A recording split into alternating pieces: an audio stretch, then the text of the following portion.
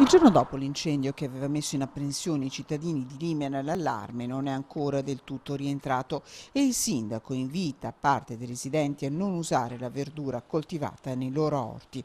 Sono passate da poco le 14 di lunedì, quando la colonna di fumo, visibile anche da Padova, aveva fatto accorrere sul posto il sindaco Giuseppe Costa, che per circa 2 ore aveva invitato tutti i cittadini a chiudere porte e finestre delle case, invito esteso anche alle scuole.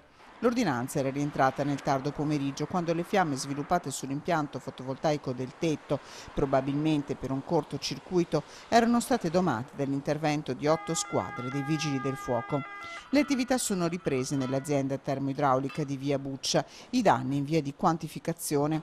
Continueranno per tutta la giornata invece le campionature dell'ARPAV, che eseguiranno ulteriori sondaggi anche nel terreno e dovrebbero dare riscontri al comune in serata. Nel frattempo, per prudenza, il sindaco ha invitato tutti i cittadini che vivono nel raggio di 1 chilometro dalla Elbi a non raccogliere e mangiare la verdura coltivata a terra.